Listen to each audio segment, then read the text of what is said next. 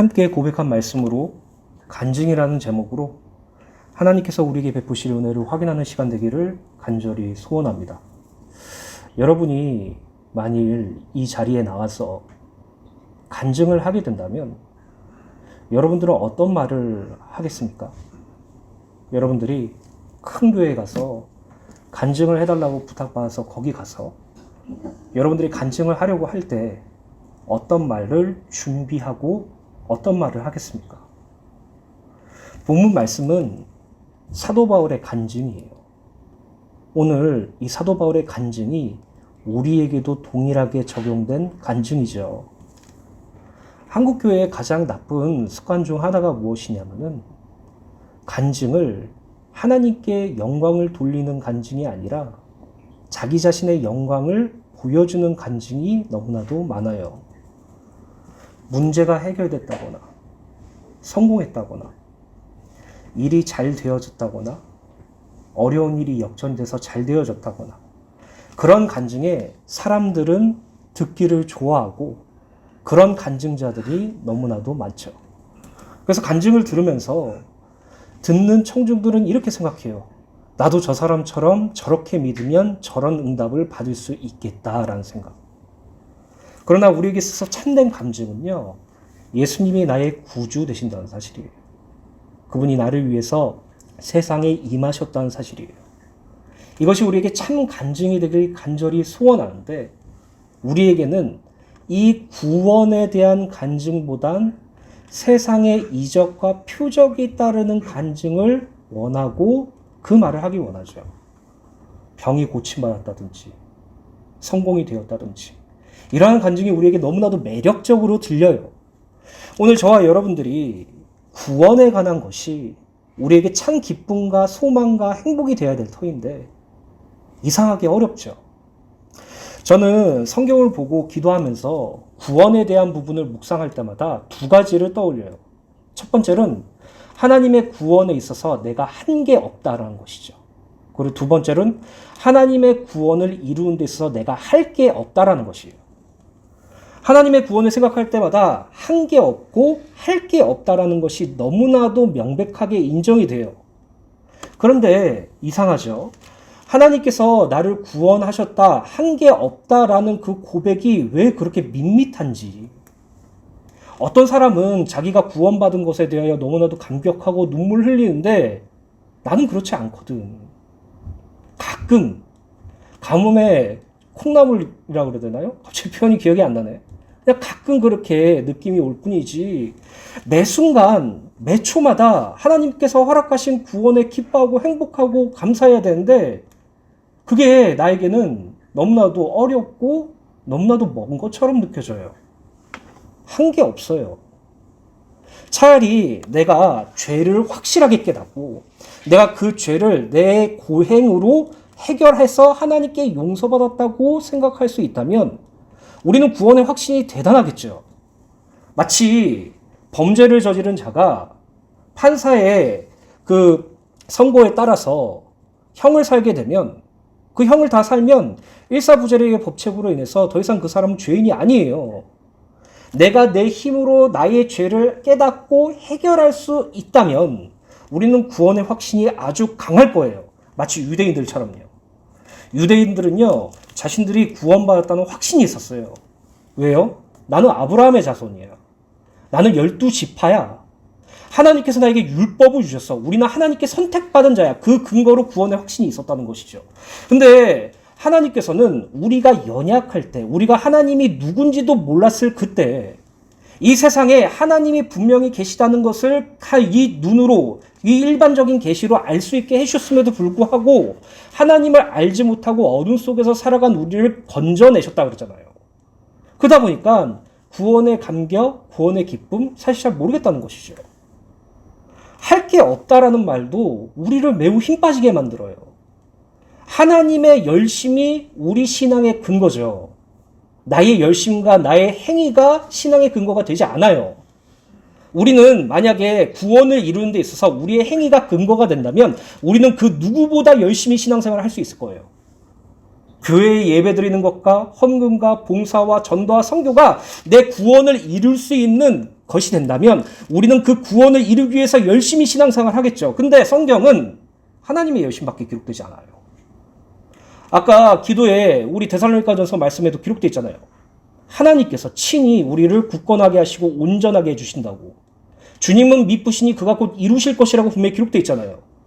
그렇다면 우리가 한 결과물로 우리의 구원이 증명되고 우리의 구원이 이루어지는 것이 아니기 때문에 할 게 없는데 이 할 게 없음 속에서 우리는 매우 힘이 빠지고 때로는 낙심도 하며 때로는 헷갈리기도 해요.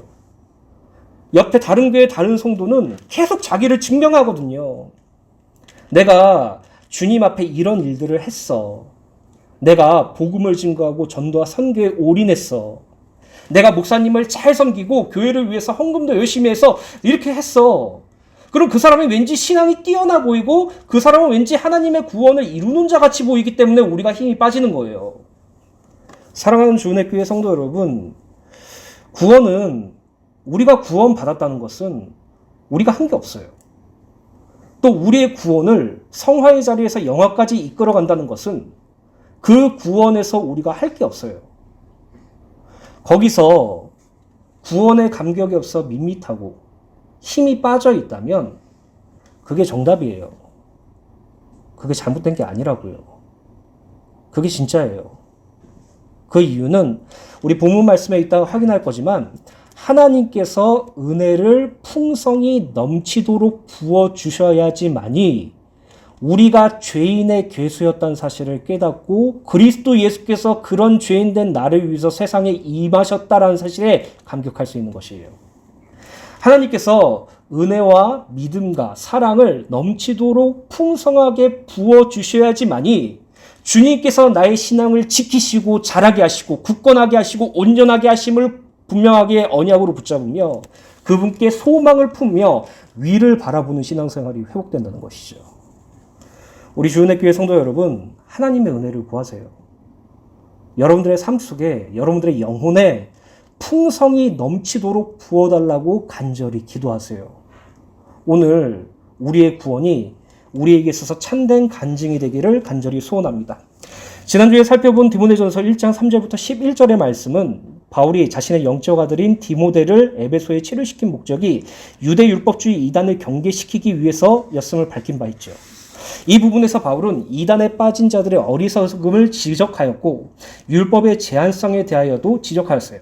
그리고 오늘 살펴볼 디모데전서 1장 12절부터 17절의 말씀은 바울이 자신이 소유한 예수 그리스도의 복음과 유대 율법주의의 이단 사상이 확실하게 구별되었다는 것을 알려주기 위하여 자신의 신앙을 간증하는 내용이에요.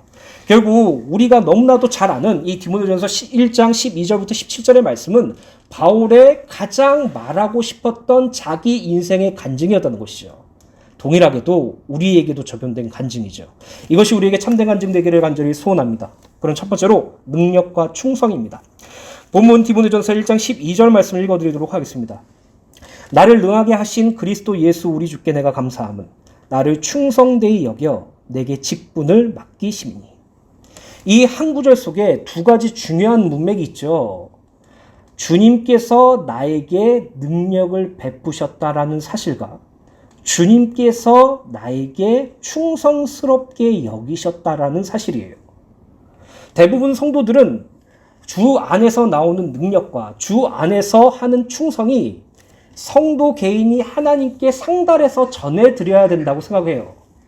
내 능력으로 말미암아 하나님의 일이 이루어져서 그것으로 하나님께 영광 돌리고 내가 하나님 앞에서 전적으로 충성해서 주님께 칭찬받는 자의 삶을 살아야 된다고. 그래서 능력과 충성이 자기 개인, 사람 안에서 발생하고 그것으로 말미암아 신앙과 직분을 유지할 수 있다고 말하지만 성경은 분명하게 말하죠. 하나님께서 바울에게 능력을 주셨고 하나님께서 바울을 충성스럽게 여기셨다라고 고백하고 있어요. 오늘 이 두 가지 중요한 것 중에서 우리가 핵심으로 붙잡아야 될 것은 주님께서 허락하셨다는 사실이에요.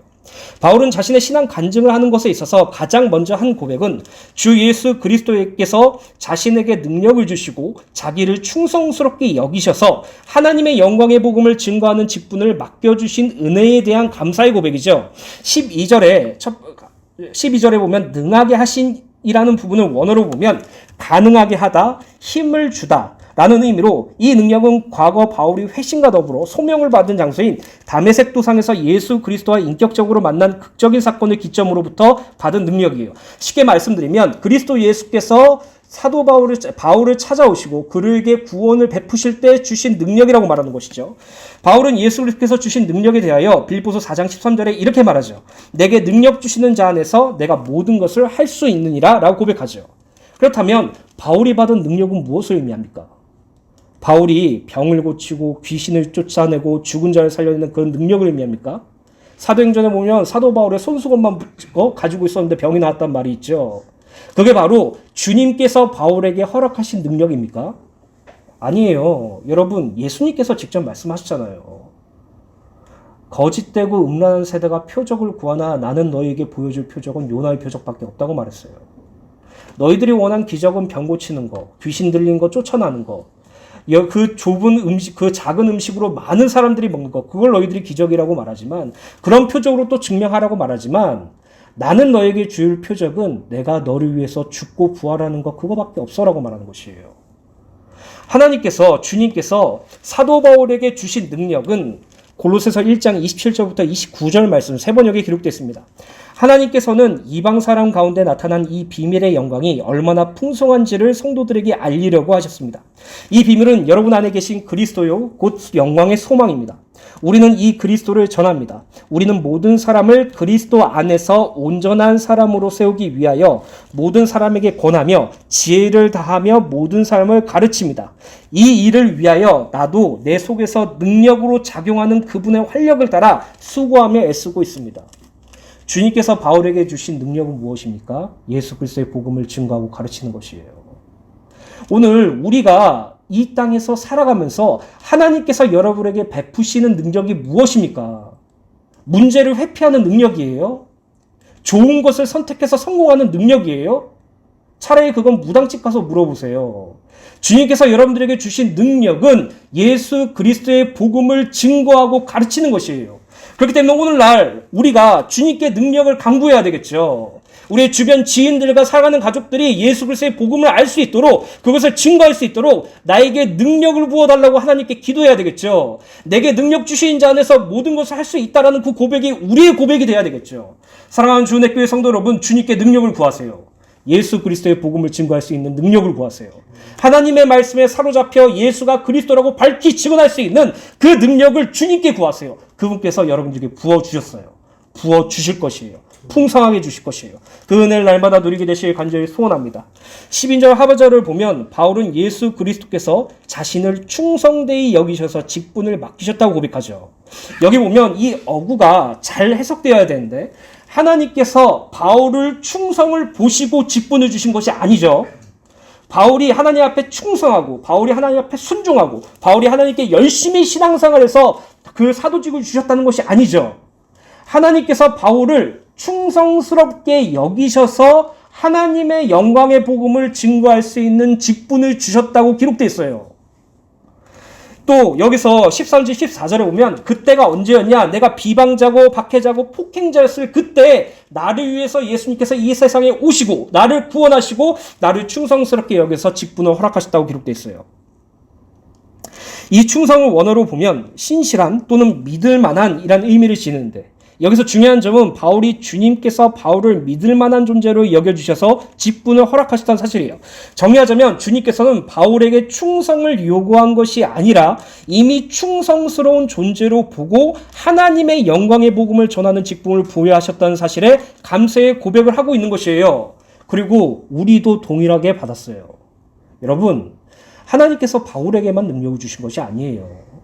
바울이 언제 능력을 받았다고 그랬죠? 그리스도 예수를 만나 회개하고 구원받을 그때. 우리가 예수를 그리스도로 믿고 그분을 우리의 구원자로 믿고 이 땅에서 신앙생활하는 그 구원, 신분의 구원을 받을 때 하나님께서 우리에게 능력을 부어주시고 지금도 능력을 부어주시고 지금도 우리를 충성스럽게 여기세요. 어렵죠? 왜 어렵냐? 나는 하나님께 충성스러워 보이지 않거든요. 나는 나의 시간을 10으로 한다면 하나님께 드리는 시간은 1도 안 되는데 내가 주님을 생각하는 시간은 1도 안 되는데 내가 어떻게 하나님 앞에 충성스러운 종이 될 수 있을까? 그래서 교회에서 충성이라고 말하면 되게 부담스러워해요. 내 시간도 다 주님께 드려야 되고 내 경제도 다 주님께 드려야 되고 아니 나를 전부 다 하나님께 드려야 된다고 생각을 하니까 내 자아, 내 뜻, 내 목적, 내가 원하는 자아 실현은 전혀 이루지 못한 채 주님을 위해서 사는 존재가 충성이라고 생각하기 때문에 그렇게 사는 사람이 충성스럽다고 교회에서 표현했기 때문에 우리는 충성이라는 말이 사실 부담스러워요. 근데요, 성경은 분명히 말하고 있어요. 하나님께서 바울과 우리를 충성스럽게 여기셔서 직분을 삼으셨다고요. 여러분이 이 땅에서 복음을 증거하는 그 직분은요, 하나님께서 여러분들의 어떤 열정이나 노력이나 구령에 대한 어떤 간절함 때문에 허락하신 것이 아니라 이미 여러분들을 충성스럽게 여기셨다는 것이에요. 근데 이것이 우리에게 든든한 언약이 될 수밖에 없죠. 사랑하는 주은혜 교회 성도 여러분, 기억하십시오. 누가 뭐라고 해도 하나님은 우리를 믿으시고 우리를 충성되게 여기세요. 그 증거가 무엇입니까? 주님께서 바울에게 맡기신 하나님의 영광의 복음을 우리에게도 맡기셨기 때문이에요. 이런 사실은 하나님께서 우리를 충성되게 여겨주신다는 결정적인 증거가 되죠. 우리가 그리스도 예수를 구주로 복음받고 하나님의 자녀가 되었을 때 우리 안에 자원하는 마음이 계속 생겨요. 내 주변의 가족들과 내 주변의 친구들과 그들에게 예수 그리스도의 복음을 증거하고 싶고 이 사람들을 우리 교회에 데려오고 싶고 하나님의 말씀으로 말미암아 살아나는 것을 원하죠. 그게 바로 하나님께서 여러분들에게 주신 축복이고 여러분들을 충성스럽게 여기는 증거예요. 그리고 하나님께서 여러분들을 충성스럽게 여긴다는 개념은 로마서 14장 4절에 분명히 기록되어 있습니다. 공동번역입니다. 우리에게 남의 종을 판단할 권리가 있습니까? 그가 서거나 넘어지거나 그것은 그의 주인이 상관할 일입니다. 우리는 그리스도의 종이죠. 우리가 넘어지는 것이나 우리가 제대로 서 있는 것조차도 주님께서 상관할 일이라고 기록되어 있어요. 주님께서는 그를 서 있게 하실 힘이 있으시니 그는 넘어지지 않을 것입니다. 우리가 우리의 열심과 노력과 우리의 열정으로 하나님께 충성을 증명하는 것이 아니라 하나님께서 우리가 때론 넘어질 수 있지만 우리를 일으켜 세우실 것이고 그가 우리를 서 있게 하실 수 있는 힘으로 우리를 넘어뜨리지 않게 만드신다면서요. 결국 충성은 우리가 하나님께 증명해야 될 것이 아니라 하나님께서 이미 선언하신 것이에요. 너를 충성스럽게 여긴다고요. 아유, 나는 아무것도 못하는데요. 나는 이렇게 연약한데요. 나는 지금 이것조차도 하지 못한데요. 그건 여러분 사정이고 하나님께서 여러분들 충성스럽게 여기신다고요. 여러분들에게 그리스도 예수께서 허락하신 죄사함의 권세를 보여주셨다고요. 오늘 충성의 다른 말을 기억하세요. 충성의 원어적 다른 표현은 순종이에요. 순종. 오늘 하나님께 순종하는 자, 충성스러운 자의 삶을 살게 되시길 예수님의 이름으로 간절히 축원합니다. 그래서 고린도전서 15장 10절을 세 번째로 보면 바울이 자기 자신에게 이렇게 자기 자신을 보여주면서 이렇게 고백해요. 그러나 나는 하나님의 은혜로 오늘의 내가 되었습니다. 나에게 베풀어 주신 하나님의 은혜는 헛되지 않았습니다. 나는 사도들 가운데 어느 누구보다도 더 열심히 일하였습니다. 그러나 이렇게 한 것은 내가 아니라 나와 함께 하신 하나님의 은혜입니다. 이 말씀 한 구절 가지고 우리가 하나님께 은혜를 간구해야 될 충분한 이유가 되죠. 사랑하는 주은혜 교회 성도 여러분, 은혜를 구하시고 은혜로 사세요. 오늘 하나님께서 여러분들에게 능력을 부어주실 것이에요. 예수 그리스도의 복음을 담대히 증거할 수 있는 능력을 부어주실 것이에요. 오늘 하나님께서 여러분들을 충성스럽게 여기실 것이에요. 여러분들의 이 땅에 살면서 하나님의 영광의 복음을 증거하는 그 직분의 삶을 살도록 하나님께서 우리를 서 있게 해주실 것이에요. 그것을 분명히 믿고 여러분들 자신에 속지 말고 주님만 바라보는 은혜가 있게 되시기를 예수님의 이름으로 간절히 축원합니다. 두 번째로 주님의 은혜입니다. 디모데전서 1장 13절부터 14절 말씀입니다. 내가 전에는 비방자요, 박해자요, 폭행자였으나 도리어 긍휼을 입은 것은 내가 믿지 아니할 때 알지 못하고 행하였습니다. 우리 주의 은혜가 그리스도 예수 안에 있는 믿음과 사랑과 함께 넘치도록 풍성하였도다. 12절에 그리스도 예수 우리 주께 감사합니다라고 고백한 바울은 이제 13절부터 14절에 자신이 그러한 감사를 드릴 수밖에 없는 이유에 대해서 설명하는데 그것은 바로 다름 아닌 자기의 추악한 과거와 결부되어 있죠. 바울은 전에는 이라는 단어로 13절을 시작하면서 자신의 과거의 모습을 고백해요. 과거 바울은 예수 그리스도의 복음을 믿는 자들을 비방하였고 박해하였으며 폭행하였다고 고백하였지요. 사도행전 8장 3절에 보면 사울은 교회를 없애려고 날뛰었고 집집마다 찾아 들어가서 남자나 여자나 가리지 않고 끌어내서 감옥에 넣었다고 기록되어 있어요. 이게 바로 바울의 과거라고요. 사도행전 9장 1절을 보면 사울은 살기를 띠고 주의 제자들을 위협하였다고 기록되어 있어요. 예수님께서 다메섹 도상에서 사울에게 뭐라고 말합니까? 사울아, 왜 나를 핍박하느냐라고 말하죠. 사울은 과거 예수를 믿는 자들을 핍박하고 비방하고 박해하고 폭행하는 것처럼 보였지만 사실은 예수님을 핍박하고 예수님을 비방하고 박해하고 폭행자였던 죄인이었다고요. 그러한 죄인된 자신을 구원하시고 자신을 능하게 하시고 자신을 충성스럽게 여겨 직분을 삼으셨다는 그 말이 얼마나 그에게는 감사의 고백이 되겠어요.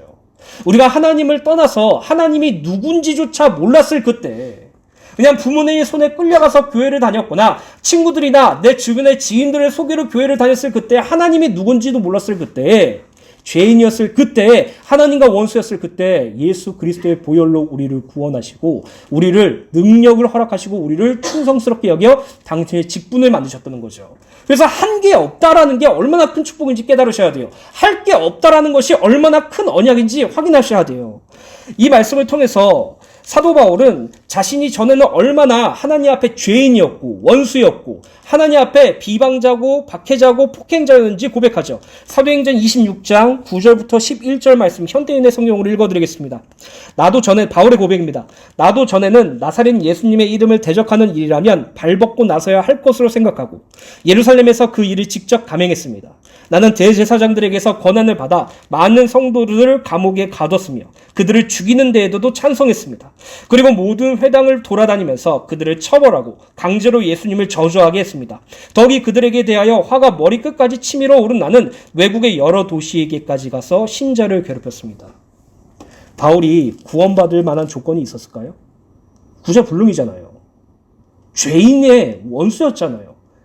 여기 보시면은 예수 믿는 자를 죽이는데도 동조했다고 말하고 있어요. 그들의 입으로 예수를 저주하라라고 명령까지 했다는 사람이었어요. 그런 사울을 주님께서 불쌍히 여겨서 구원하셨어요.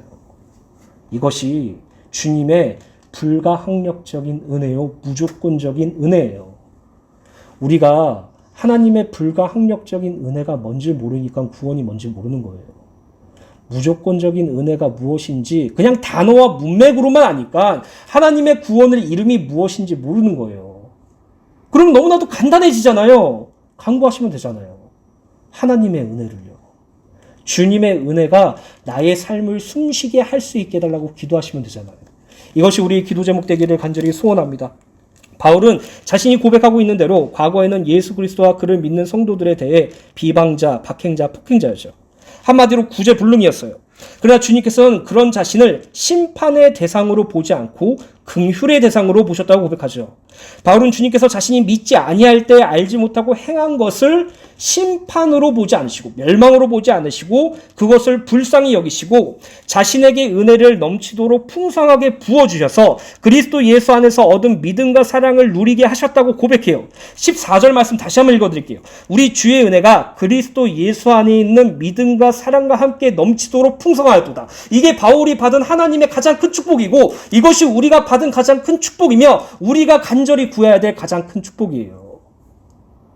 오늘 저와 여러분들이 하나님의 풍성한 은혜와 믿음과 사랑이 넘치도록 흘러나게 되기를 간절히 기도하기를 간절히 소원합니다. 즉 그는 자신을 향한 주님의 은혜가 너무나도 커서 인간적인 계산으로는 도저히 측량할 수 없다는 점을 강조하기 위해서 주의 은혜가 예수 그리스도 안에 있는 믿음과 사랑과 함께 넘치도록 풍성하다고 고백하고 있는 것이에요.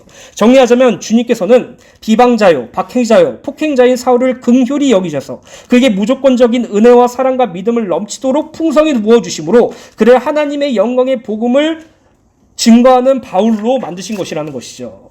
에베소 2장 3절부터 5절 말씀입니다. 우리에게도 동일하게 적용된 말씀이죠. 전에는 우리도 다 그 가운데서 우리의 육체의 욕심을 따라 지내며 육체와 마음을 원하는 것을 하여 다른 이들과 같이 본질상 진노의 자녀이었더니 우리도 이전엔 사울처럼 하나님의 복음이 무엇인지도 몰랐고 오히려 그것을 대적했던 비방자고 박행자요 폭행자였어요. 우리 마음에 원하는 대로 살고 우리가 하고 싶은 대로 살았던 하나님 앞에 나아갔을 때 그 진노의 심판을 받을 수밖에 없는 우리를 긍휼이 풍성하신 하나님이 우리를 사랑하신 그 큰 사랑이 인하여 허물로 죽은 우리를 그리스도와 함께 살리셨고 너희는 은혜로 구원을 받은 것이라 라고 선언하고 있어요. 우리가 받은 구원은 한 게 없습니다. 다만 주님께서 죄인된 우리를 긍휼히 여기시고 너무나도 사랑하셔서 은혜로 우리를 구원하셨어요. 그래서 우리가 이 땅에 살아가면서 주님의 구원의 감격을 회복하는 유일한 비밀은요, 하나님의 넘치도록 풍성한 은혜 안에 있을 때만 가능해요. 주님 안에 은혜를 간구하는 자가 되시길 간절히 소원합니다. 이 은혜를 간구해야 될 이유, 디도서 2장 11절부터 13절 말씀 세 번역으로 기록되어 있습니다. 모든 사람에게 하나님의 구원의 은혜가 나타났습니다. 이 은혜는 우리를 교육하며 경건하지 않은가 속된 정욕을 버리고 지금 이 세상에서 신중하고 의롭고 경건하게 살게 합니다. 그래서 우리는 복된 소망, 곧 위대하신 하나님과 우리 구주 예수 그리스도의 영광이 나타나기를 고대합니다. 이 은혜가 우리를 경건하게 하고 속된 정욕을 버리고 이 세상에서 오직 지극히 선한 것을 분별할 수 있도록 신중하고 의롭고 경건하게 살게 한대요. 내가 각을 잡고 내가 결심을 해서 경건이 이루어지는 것이 아니라 내가 세상의 도덕 윤리의 기준을 철저하게 지켜서 예수 믿는 자로서의 모범을 보여야 돼서 경건하게 사는 것이 아니라 주님께서 은혜를 베풀어 주셔야지만이 우리의 헛된 정욕을 버릴 수 있고 하나님 앞에서 경건하고 우리로 온전하게 교육이 가능하다고 말하고 있어요. 그 은혜가 날마다 우리에게 임하게 되길 간절히 소원합니다. 세 번째로 죄인의 괴수입니다. 디모데전서 1장 15절부터 16절입니다. 미쁘다 모든 사람이 받을 만한 이 말이여 그리스도 예수께서 죄인을 구원하시려고 세상에 임하셨다 하였도다. 죄인 중에 내가 괴수니라. 그러나 내가 긍휼을 입은 까닭은 예수 그리스도께서 내게 먼저 일체 오래 참으심을 보이사 후에 주를 믿어 영생을 얻는 자들에게 본이 되게 하려 하십니다. 앞선 13절 14절에서 바울은 과거 자신이 비방자고 박행자요 폭행자였던 자신에게 임한 주님의 은혜에 대하여 간증하였죠. 이에 이어지는 15절 16절에서 바울은 이제 주님의 긍휼에 초점을 맞추어서 강조하는데 그 내용의 핵심은 그리스도 예수께서 죄인을 구원하시려고 세상에 임하셨다라는 사실이에요.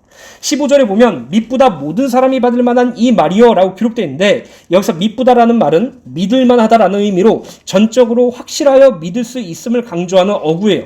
즉 바울은 이렇게 말하는 거죠. 여기서 진실로 믿을 수 있는 말 그리고 모든 사람이 신실하게 받아들일 수 있는 말이 있는데 그것은 바로 그리스도 예수께서 죄인을 구원하시려고 세상에 임하셨다 말입니다 라고 고백한 것이에요. 예수님께서는 죄인을 위해서 오셨어요. 죄인된 우리를 위해서 오셨어요. 만약에 우리가 죄인이 아니었다면 성경과는 전혀 다른 말이지만 만약에 우리가 죄인이 아니었다면 예수님이 오실 필요가 없었어요. 내가 죄인이라서 오신 것이에요. 내가 나의 죄를 깨닫고 스스로 의롭게 될 수 있었다면 예수님이 오실 필요가 없겠죠. 우리는 죄 아래서 사망의 종로로 타여서 그 죄를 해결할 수 있는 방법이 전혀 없기 때문에 죄인된 나를 위해서 예수님께서 오셨어요. 예수님께서 나를 위해서 오셨다고요. 예수님께서 여러분들을 위해서 오셨다고요. 여러분들 말고 신앙생활을 잘하는 사람을 위해서 오신 것이 아니라 얘를 구원시키면 얘가 나의 일을 잘할 것 같다는 그 가능성을 보고 구원하신 것이 아니라 하나님과 단절되고 하나님의 형상이 훼손되었던 우리 안에 우리를 구원하시기 위해서 죄인된 우리를 위해서 예수님께서 이 땅에 오셨다는 것이죠. 그래서 예수님이 우리에게 구원자가 되시고 그리스도 메시아가 되시는 것이에요. 무엇보다 바울은 자기 자신을 죄인 중에 괴수라고 표현하였죠. 독특한 점은 죄인 중에 괴수였다라는 과거형이 아니죠. 죄인 중에 괴수이다라는 현재형으로 사용했어요. 이상하잖아요.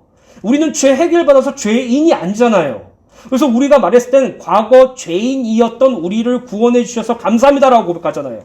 근데 바울은 자신이 현재도 죄인의 괴수이다라고 사용해요. 그렇다면 바울은 자신은 죄사함을 받지 못한 죄인이라고 고백합니까? 아니죠. 바울은 하나님의 불강력적 은혜를 생각하면 할수록 자신의 죄된 상태에 대한 자각이 더욱 심화되었다는 의미로 죄인 중에 괴수라는 현재형을 사용된 것이에요. 결국 우리가 구원의 감격과 감사, 우리의 죄의 체감은 하나님의 은혜가 풍성하게 부어질 때 깨달을 수 있다는 것을 말하고 있는 것이죠. 바울은 자신이 과거에 완전히 용서받은 죄인이라도 현재 여전히 용서받은 죄인이라는 사실을 인식하고 있었던 것이에요.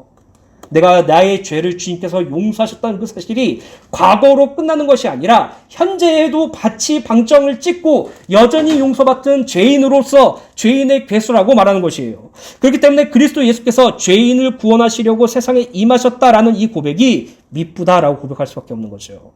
누가복음 5장 31절부터 32절 말씀 공동번역 성경을 읽어드리겠습니다. 예수께서 그들에게 대답하셨다. 건강한 사람에게는 의사가 필요하지 않으나 병든 사람에게는 필요하다. 나는 의인을 부르러 온 것이 아니라 죄인을 불러서 회개시키러 왔다. 그래서 아까 서론에 말씀드렸죠.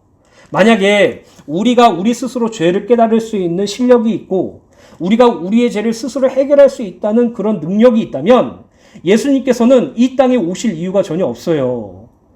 유대인들이 그렇게 생각했어요. 나는 할례 받았어. 난 율법을 지켜. 우리의 율법을 받았다는 것은 내가 구원을 받았다는 증거야. 나는 아브라함의 자손이야. 언젠간 메시아가 오셔서 우리나라를 더욱더 부강하게 만들 거라는 그 사상이 자기의 구원을 만들었다고요.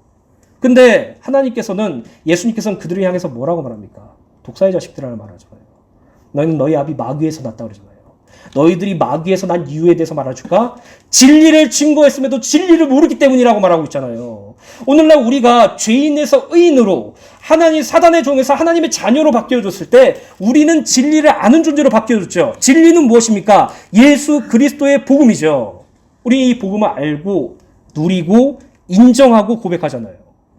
이것이 우리가 받은 축복임을 믿으시길 간절히 소원합니다. 하나님께서 앞선 15절에서 바울은 자신을 죄인 중에 괴수라고 고백하였죠. 그리고 16절에서는 자신이 주님의 긍휼을 입었다는 사실을 13절에 이어서 다시 한번 언급하고 있어요. 즉 바울은 자신이 죄인 중에 괴수이나 그럼에도 불구하고 주님의 긍휼을 입었다고 고백하죠. 바울이 이렇게 긍휼을 입은 이유는 자신에게 무슨 원인이나 근거가 있기 때문이 아니라 오직 그리스도의 오래 참으심 때문이라는 사실을 밝히고 있어요. 여기서 오래 참으심이란 마땅히 진노해야 할 상황에서 진노를 유보하는 것을 의미해요. 성경에는 주로 하나님께서 죄인들에 대해 인내하시는 것을 나타낼 때 사용되었는데 이러한 이 바울을 오래 참으신 이유는 무엇일까요? 이러한 인간에 대한 하나님의 인내가 결과적으로 인간의 멸망의 유보와 죄인에 대한 용서를 가져온 것이에요. 그렇다면 예수 그리스도께서 죄인 중에 괴수인 바울을 오래 참으신 이유는 무엇입니까? 그것은 바울을 본으로 삼기 위해서죠. 정리하자면 바울은 예수 그리스도께서 세상에 임하신 이유는 죄인을 구원하기 위함이고 자신이 바로 그 죄인 중에 죄수라고 고백하죠. 즉 주님께서는 죄인의 괴수인 바울을 인내와 은혜를 보이심으로써 후에 구원을 얻어 영생을 얻게 될 모든 자들을 위한 본으로 보이셨다는 의미예요. 그러므로 바울은 예수 그리스도의 오래 참으심의 대상인 죄인 중에 괴수로서의 본이기도 한 동시에 그 오래 참으심의 은혜를 입은 사람들의 본이기도 한 것이에요. 여러분 우리가 바울에 대하면 바울의 그 유명한 말씀들과 전도만 기억하죠. 근데 초대교회에 바울을 생각할 때 사람들은 바울이 싫어했어요. 아니 싫어했다는 표현보다 무서워했어요. 우리를 그렇게 잡아 가두기를 열심히 한 자였는데, 우리를 죽이려고 작정한 자였는데, 우리를 핍박하고 박해하던 그 자가 갑자기 와서 자기가 사도가 되었다는 게 어떻게 믿어져요? 저거 머리 쓰는 거 아니야? 이렇게 위장해서 거짓말해서 우리를 잡아내려고 하는 것이 아니야? 그래서 바울 서신을 보면 끊임없이 사도 바울의 사도직을 두고 분란이 계속 일어나요. 쟤는 사도 아니라고. 예수 믿는 사람들도 잡아 죽이고 핍박했던 자인데 어떻게 사도냐고. 예수님이 생존에 계실 때, 아니 예수님이 죽으신 그때까지 그는 유대교에 심취했던 자였고 스데반을 죽였던 자였다고. 그렇게 말하고 있는 거죠. 그랬던 죄인 중에 괴수였던 자기를 하나님과 그리스도 예수께서 오래 참으셔서 구원을 얻으셨기 때문에 지금 너희들도 당연하게 구원을 얻을 수 있다라고 말하는 것이에요. 결국 하나님께서 이 땅에서 그리스도 예수를 통하여 이루시길 원하신 것은 죄인들을 심판하기 위한 목적이 아니라 영생과 구원을 얻기 위한 목적이라고 말하고 있죠. 요한복음 3장 16절 17절입니다. 하나님이 세상을 이처럼 사랑하사 독생자를 주셨으니 이는 그를 믿는 자마다 멸망하지 않고 영생을 얻게 하려 하심이라. 하나님이 그 아들을 세상에 보내신 것은 세상을 심판하려 하심이 아니요 그로 말미암아 세상이 구원을 받게 하려 함이라. 오늘 아무리 큰 죄악에 빠지더라도 죄인이라는 칭호가 적합한 존재라고 할지라도 예수님께서 그의 죄를 용서해 주시고 구원하셨으면 하나님의 자녀가 돼요. 그게 바울이 이방인들에게 보여준 하나님께서 원하신 본이었다는 것이죠. 그리고 그 본이 우리에게도 동일하게 적용됐어요. 요한일서 5장 11절부터 13절입니다. 또 증거는 이것이니 하나님이 우리에게 영생을 주신 것과 이 생명이 그의 아들 안에 있는 그것이니라. 아들이 있는 자에게는 생명이 있고 하나님의 아들이 없는 자에게는 생명이 없느니라. 내가 하나님의 아들의 이름을 믿는 너희에게 이것을 쓰는 것은 너희로 하여금 너희에게 영생이 있음을 알게 하려 함이라. 영생, 우리에게 허락하신 그 은혜, 영원히 오래 사는 불멸의 삶이 영생이 아니라 요한복음 17장 3절에 유일하신 하나님과 그가 보내신 그리스도 예수를 아는 것, 우리가 이 땅에서 살아가면서 주님을 아는 것, 그것이 바로 우리에게 주신 참된 영생임을 믿으시기를 간절히 소원합니다. 결론입니다. 디모데전서 1장 17절 말씀입니다. 영원하신 왕 곧 썩지 아니하고 보이지 아니하고 홀로 하나이신 하나님께 존귀와 영광이 영원 무궁하도록 있을지어다. 아멘. 말씀을 정리하겠습니다. 12절에서 바울은 자신에게 능력을 주시고 충성스럽게 여기셔서 직분을 맡겨주신 하나님의 은혜에 대하여 감사의 고백을 하였죠. 그리고 13절, 14절에서는 자신이 예수 그리스도를 만나기 전에는 비방자요, 박해자요, 폭행자였지만 이러한 자신에게 넘치도록 부어주신 주님의 은혜에 대하여 간증하였어요. 마지막으로 15절, 16절에서는 바울은 죄인 중에 괴수인 자기를 긍휼히 여기셔서 죄인된 자신을 위해 예수 그리스도께서 세상에 임하셨고 그분이 십자가에 죽으시고 부활하신 것이 자기 때문임을 믿고 고백하였죠. 그리고 이제 17절에는 자신이 이러한 불가항력적이고도 무조건적인 은혜를 베푸신 하나님의 영광을 장엄한 어조로 찬송해요. 이것이 구원받은 자가 하나님께 유일하게 돌리는 영광이에요. 여러분, 하나님께서 요구하시는 영광은요, 우리가 생성해서 하나님께 올려드리는 것이 아니에요. 말씀으로 천지를 창조하신 하나님이 우리의 행위를 원하세요? 말씀으로 천지를 창조하실 때 그 옆에 천사들도 지켜보면서 하나님의 영광과 찬송을 했다는데 그 하나님께서 우리에게 11조와 헌금을 요구하세요? 그래야지 주님의 일이 되어진다고요? 우리가 전도 선교를 많이 해야지 하나님의 영광을 돌려준다고요? 이게 다 인본주의적 신앙이에요. 하나님은 당신의 영광을 우리에게 드러내시고 당신의 영광을 다른 자에게 빼앗지 않으시고 그 영광으로 우리를 살게 해주시는 그것이 참된 우리의 삶이죠. 결국 구원받은 성도가 마땅히 하나님께 드려야 될 영광, 하나님께서 가장 기뻐하시는 영광은 주님 나를 구원해 주셔서 감사합니다, 이거예요. 주님 나를 용서하시고 나를 하나님의 자녀로 세워주심을 믿고 감사합니다. 주를 위해서 살게 하여 주시옵소서. 오늘 이 고백이 우리의 고백 되길 소원합니다. 이 마지막 고백, 이 송영은 하나님의 은혜에 대한 바울의 북받쳐 오르는 감격에 포출된 찬송이에요. 먼저 바울은 하나님을 영원하신 왕이라고 찬송하죠. 영원하신 왕을 원어로 보면 세대들의 왕이라는 의미로 현 세대와 오는 모든 세대들에 있어서 하나님께서 왕으로 통치하신다는 의미를 함축해요. 결국 이 세대, 이 세상의 모든 주권자는 하나님이시고 그 하나님께서 나의 구주 되신다는 사실에 기뻐하는 거죠. 다음으로는 바울은 하나님을 썩지 아니하시는 분이라고 찬양해요. 썩지 아니하고라는 부분을 원어로 보면 하나님은 절대로 더럽혀지거나 약해지시거나 해롭게 되시거나 멸망하여 없어질 분이 아니라는 의미로 하나님의 불변성과 불멸성을 상징해요. 하나님께서 한번 정하신 거 철회하셔요? 아니죠. 하나님께서 한번 정하신 건 절대 철회하지 않으세요. 그게 바뀌어져요? 아니죠. 우리가 만약에 불신앙과 신앙을 포기함과 우리가 이 세상에 살면서 마치 대마처럼 우리의 신앙을 버려버리고 세상을 향해 나가면 하나님의 언약이 늦춰져요? 아니죠. 하나님의 언약이 좀 뒤로 밀려지거나 변수가 생겨요? 아니라고요. 하나님의 언약은 항상 불변해요. 그 불변한 언약이 우리에게 있다는 것이에요. 그 불변하신 하나님이, 그 불멸하신 하나님이 우리를 친히 온전하게 하시고 굳건하게 하시고 우리의 털을 견고하시겠다고 말씀하셨기 때문에 우리는 그게 우리의 소망이 되고 우리의 영혼의 닭같이 되어서 주님만 의지할 수밖에 없다고요. 저 역시도 그래요. 제 신앙이 흔들리면은 언약도 포기가 돼요. 근데 하나님 쪽에서는요, 한 번도 포기한 적이 없고 한 번도 바뀐 적이 없다라는 것이에요. 썩지 아니하시는 분이라고요. 그것을 기억하시길 간절히 소원합니다. 또한 바울은 하나님을 보이지 아니하는 분이라고 찬양하죠. 보이지 아니하고란 하나님의 불가변성, 즉 사람의 눈으로 하나님을 볼 수 없다는 사실을 나타내요. 하나님은 눈에 보이는 인간이나 우상, 그리고 실체가 없는 거짓 신과는 달리 완전한 영이시라는 사실을 고백하시는 것이죠. 마지막으로 바울은 하나님을 홀로 하나이신 분으로 찬양하고 있어요. 홀로 하나이신 분이라는 부분을 원어로 보면 구원을 베푸실 수 있는 유일한 분이라는 의미와 함께 함정역 성경에서는 지혜로우신 하나님이라는 의미도 함께 가져요. 바울은 17절에 나열하고 있는 이와 같은 특성으로 지니신 하나님께 세세토록 무궁한 존귀와 영광이 있기를 송축하고 아멘이라고 고백하죠. 아멘의 의미가 무엇입니까? 네, 진실로 그렇습니다라고 고백하는 거죠. 하나님의 놀라운 은혜에 대한 자신의 찬양을 마무리해요. 우리의 간증은 무엇입니까? 아까 서론에 여러분들에게 말씀드렸던 그 질문 다시 한번 드려볼게요. 여러분들이 이 자리에 서서 간증을 하게 된다면 무슨 말을 하시겠어요? 여러분들이 엄청난 큰 교회에 가셔서 간증사로서 거기 가서 간증을 증거하게 된다면 어떤 말을 간증하겠어요?